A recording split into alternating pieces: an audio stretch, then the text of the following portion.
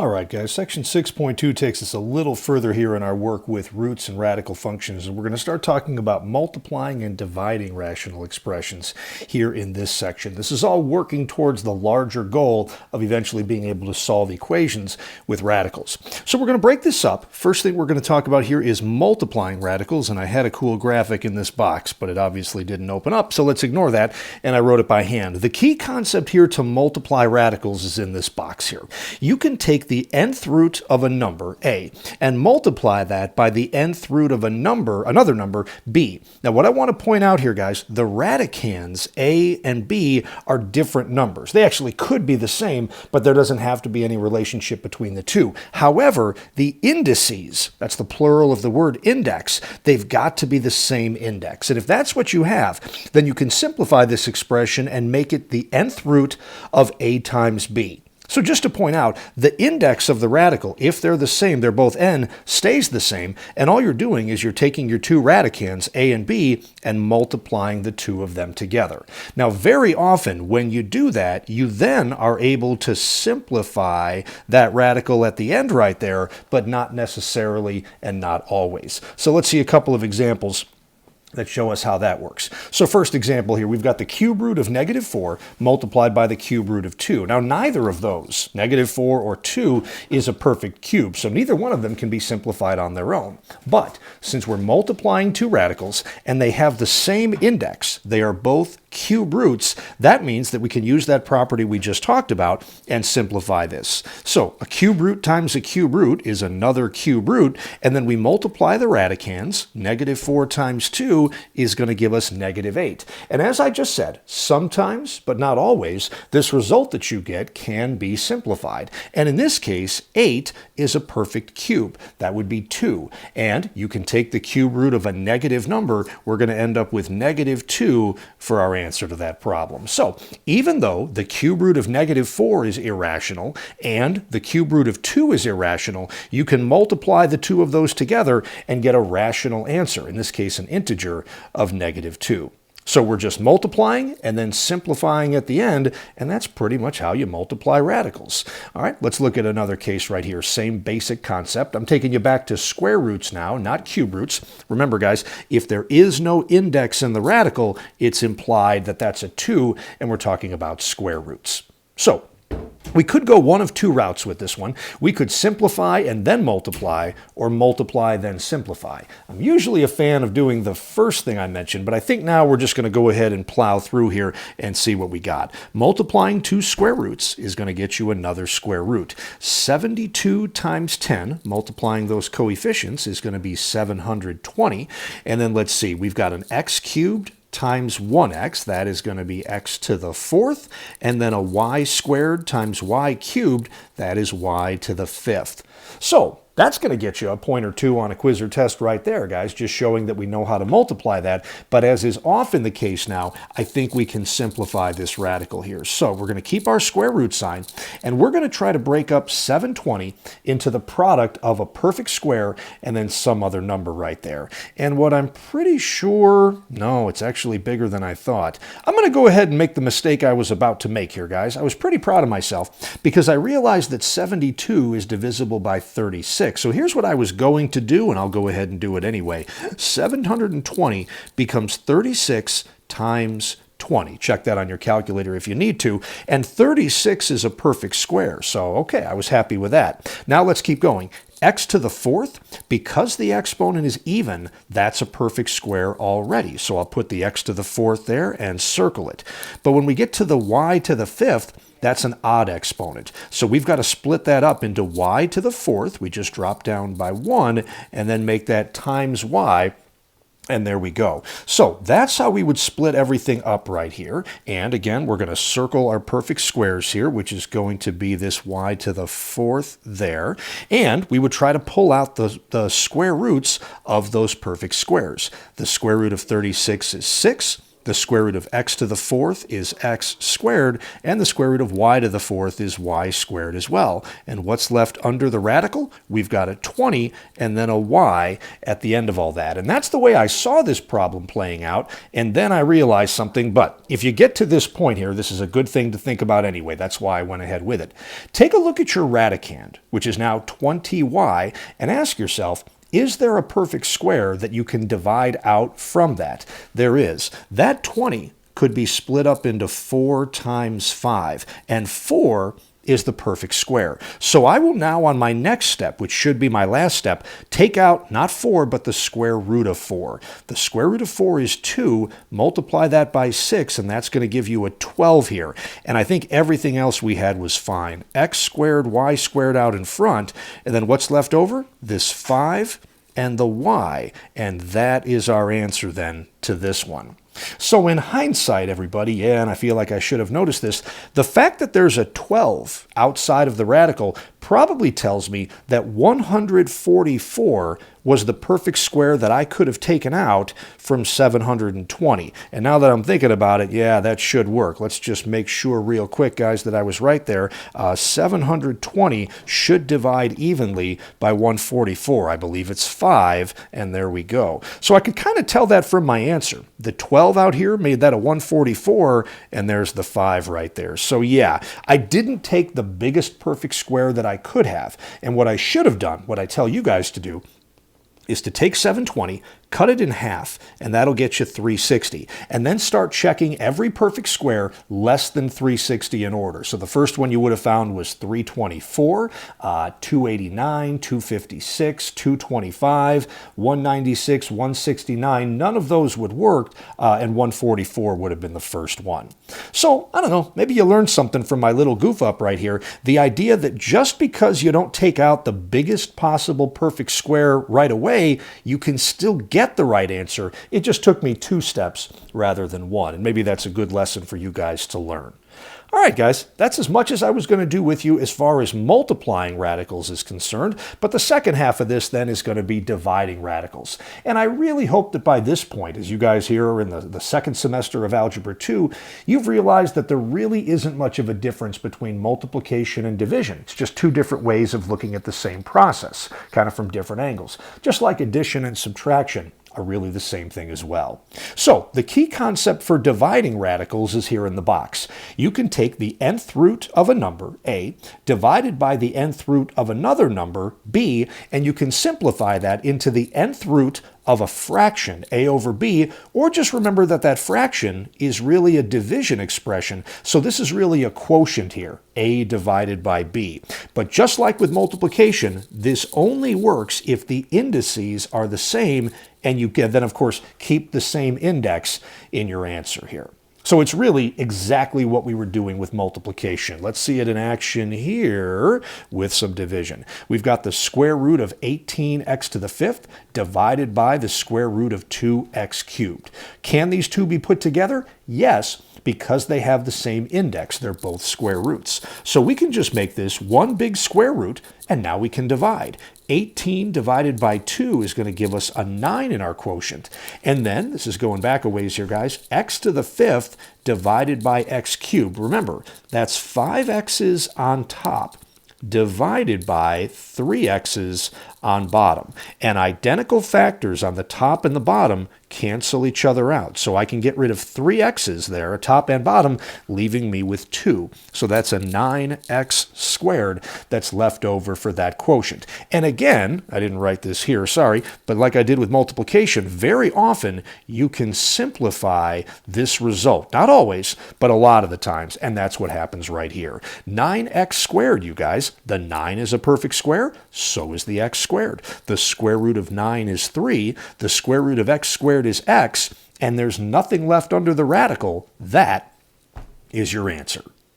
All right, so hopefully not too bad or not too scary. I don't think this section is all that terrible. Let's take a look at this guy right here. The cube root of, ooh, the plot thickens, 162 y to the 5th divided by the cube root of 3y squared. Can they be combined? Yes, because they're both cube roots. So our answer will be a cube root as well. Now, let's take 162 and see if it divides by 3. Before you guys just run to your calculator, remember the divisibility rule for 3. And if you forgot, here it is. Add up your digits. 1 plus 6 is 7, plus 2 is 9. If the sum of your digits of a number is divisible by 3, then the number itself is divisible by 3 as well. So this is going to work because 1 plus 6 plus 2 is 9, and 9 is evenly divisible by 3. Should be 81 if I'm not mistaken. 162 divided, I was mistaken. All right, I'm glad I checked, was 54. All right, oh, duh. All right, so the 162 over 3 becomes a 54 here. And again, we're dividing the y's now. Y to the 5th over y squared. We just take the top exponent minus the bottom exponent, and we get a y cubed for that one. Now, what are we dealing with right here? Is 54 a perfect cube? It is not. But there is a perfect cube factor, I believe, that goes into it. The first thing you guys should try is take your number and divide it by 2. 54 divided by 2 is 27, and then ask yourself, is 27 a perfect cube? And it is. That's one of the first ones that we should know. So I'm going to make that 54 a 27 times 2, and I'm going to circle the 27 because that's the perfect cube. Now, there's a y cubed there, and that one should be obvious. Y cubed is a perfect cube as well. So, last step here, guys, we bring out, not these numbers that we circled, but the cube roots of those numbers. So the cube root of 27 is 3. The cube root of y cubed, again, you just take your exponent divided by your index. 3 divided by 3 is 1, so it's just 3y. And then what's left underneath the cube root sign? Just the 2 that we weren't able to do anything with. And that is the answer to example 2b. Nothing else you can do to simplify that. And the last idea, this is a pretty short section of notes, guys, the last idea I'm going to throw at you here is really just a variation on the concept of dividing right here, and it's a process called rationalizing the denominator. Now, if we wanted to know the value of 1 over the square root of 2, it would be really easy for us with modern technology to just ask our calculator, what is 1 divided by the square root of 2? And that would get me a decimal answer of 0.707, and there you go. But again, a long time ago, 60 years, I mean, beyond that, obviously, this was a little bit more complicated. So here's a trick they taught students for how to do it. It's not very complicated, guys. If you have an irrational number or a radical in the denominator, you're not allowed to leave that there. So we're going to multiply this fraction by whatever that denominator is, the square root of 2 on the bottom, and the exact same thing up here on the top. Now again, the numerical value of anything divided by itself is 1. So we're really just taking the original number and multiplying it by 1, which will not change the value of that number. That's important, but it is going to change the form. So how do we multiply two fractions? We don't need a common denominator. We multiply the numerators and we multiply the denominators. So up on top, we've got 1 times the square root of 2, which is the square root of 2. And down in the denominator, we have root 2 times root 2. Now, I want to explain this two ways. I'm going to do it over here. If we were to take root 2 times root 2, according to the methods that we were talking about earlier here in the problem, in this section, we would multiply those two 2's together. And we would get, and this is correct, everybody, the square root of 2 times 2 is 4, and we would simplify that to make 2. So your denominator here is going to be 2. And that's correct. I'm not going to change that. However, there's a smarter way to think about this, guys, that I really want to hit hard with you. We are multiplying the square root of 2 times itself. So what that really means is we're taking root 2 and squaring it. And what happens when you have a square and a square root? They cancel each other out, and we just end up with 2 at the end of all that. So both ways of explaining that answer are correct, but I like that second method that we just talked about right here. Basically, guys, a square and a square root cancel each other out.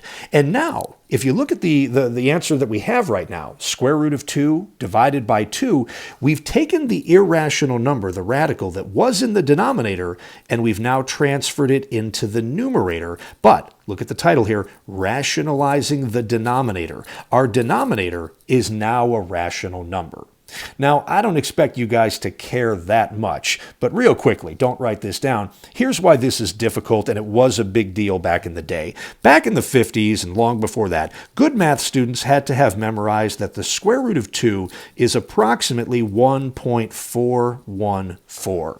So if I were to ask you guys to come up with a decimal approximation for 1 over the square root of 2, here's what you would do. You would make a division problem out of this. And the denominator, root 2 or 1.414, would go outside, and the 1 would go inside. Now, if you remember back to, oh boy, 5th or 6th grade, dividing a number by a decimal is a big pain in the neck. This is where you'd have to move that decimal 3 places to the right, and you'd have to move this decimal 3 places to the right as well. Now the problem becomes 1414, okay, going into 1,000. This is not fun. Now I got to put a decimal here and a decimal right here and a 0 here because 1414 does not go into 1,000. All right, but it does go into 10,000. And I'd have to sit here for a really long time, and I would find out that it goes in there 7 times, and I would multiply down, and that's 28 and carry the 2, and that's a 9, and 28 and carry the 2, and that's a 9, and then I would, this is not fun, you guys, right? You end up with what here? 10 minus 8 is 2, then that gets canceled. No fun there at all. And eventually you'll get there. But it's much, much easier if you take the simplified version that we just came up with here, which is root 2 divided by 2, and try to make a division problem out of that.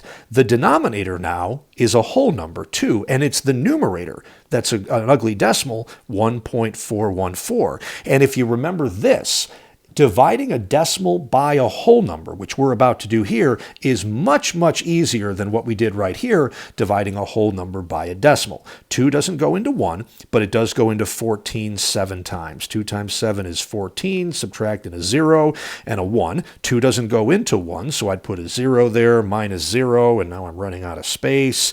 Okay, gotcha. So what do we get here? That's a 1. Bring down the 4. 2 goes into 14 7 times, and there you go. So a decent decimal approximation here for 1 over root 2, it would be to convert it to root 2 over 2 and then find out that the answer is about 0.707. So there's your little math history lesson for why rationalizing denominators used to be a big deal. It's really not for us any longer. I still want to do one nasty problem with you guys, though, and that's one with cube roots in it that can get a little bit ugly. So this problem, I probably should have put this on a separate page, but okay, this problem is quite a bit harder than the one that we just did. So let's treat this like a whole new thing.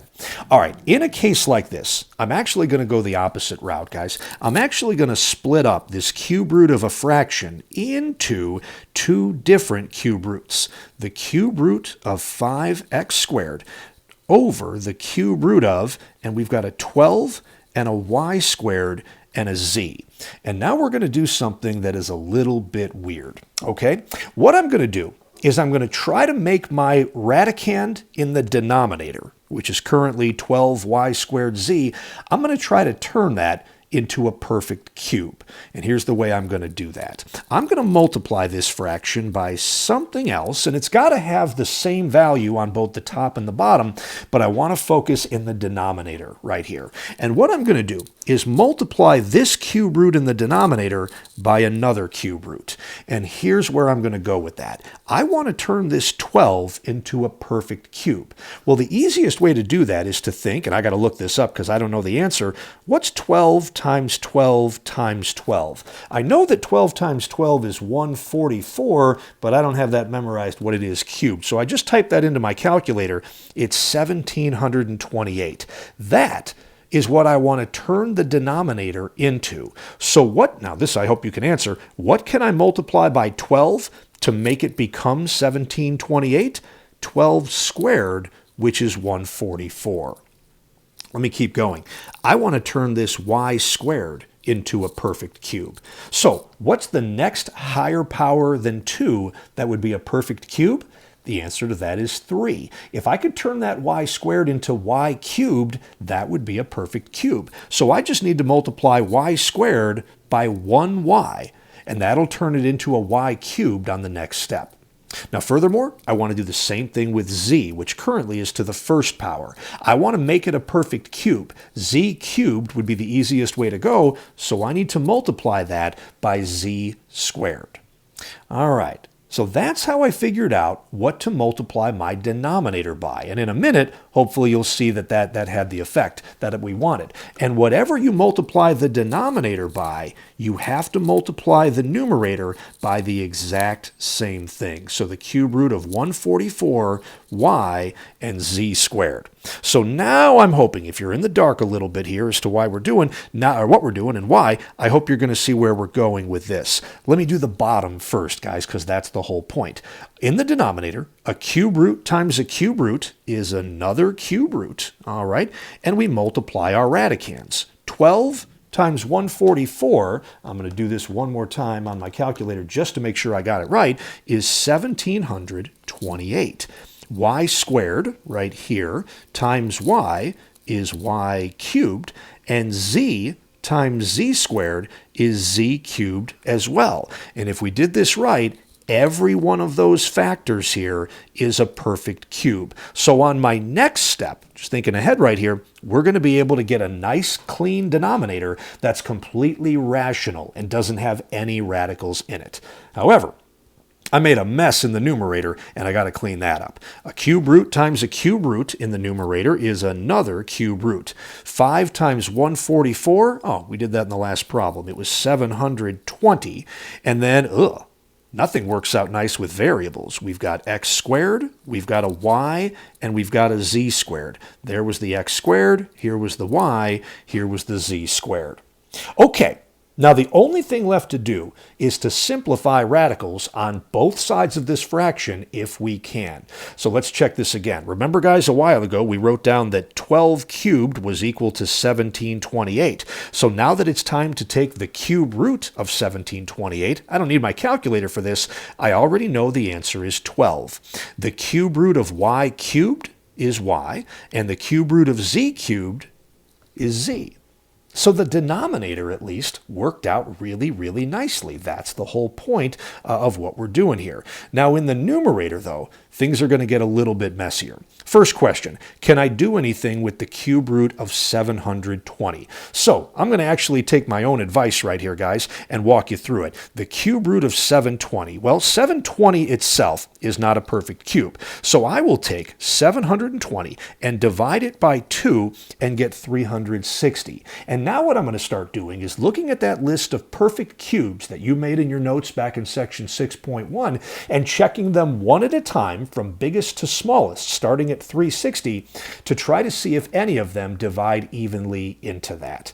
So let me think here, guys. I'm just doing this mentally. 7 cubed was 343. Yeah, that's one I should check, but I know that's not going to work. 360 divided by 343. Again, when my calculator here gives you a fraction, yours would have given you a decimal. That's no good. So 343 didn't work. That was 7 cubed. How about 6 cubed, which was 216? This is what your calculator would do. Nope, that didn't work. How about 360 divided by 125? I'm not expecting that to work either. Okay, keep plugging away here. 360 divided by 4 cubed is 64. That one might be interesting. Nope, no luck there.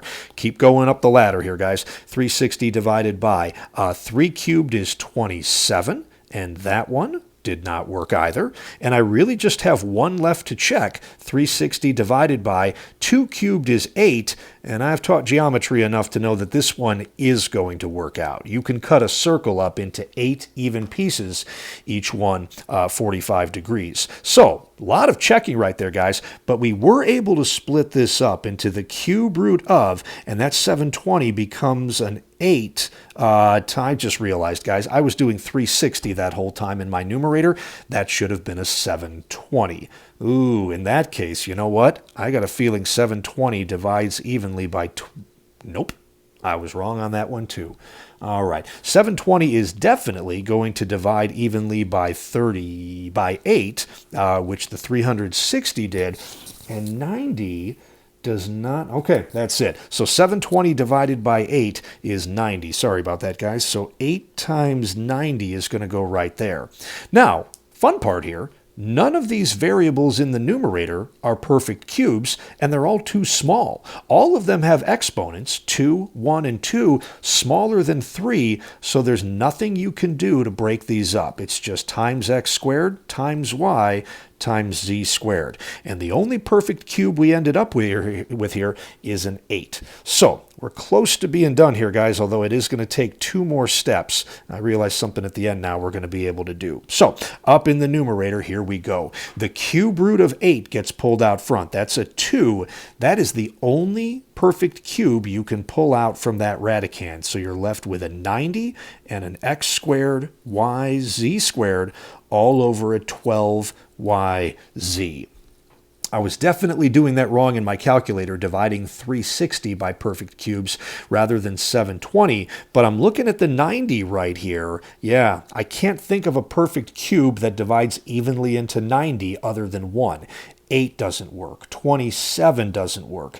Let's see, 64 is too big. No, that's it. So that's it. And the one thing you can do at the end right here, there are 2 even coefficients out in front. Those can be divided. We can divide both the top and the bottom by 2, which would just give us a 1 on the top, which you absolutely don't need to write out. So it's the cube root of 90, x squared y z squared, and that 12 on the bottom divides by 2 to leave you with a 6yz.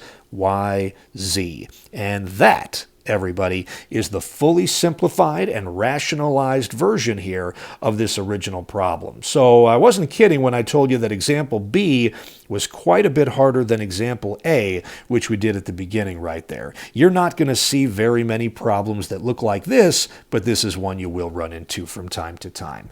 All right, guys, those are all of our notes here on section 6.2. So let's dive into that homework. Good luck, and let us know when you have some questions.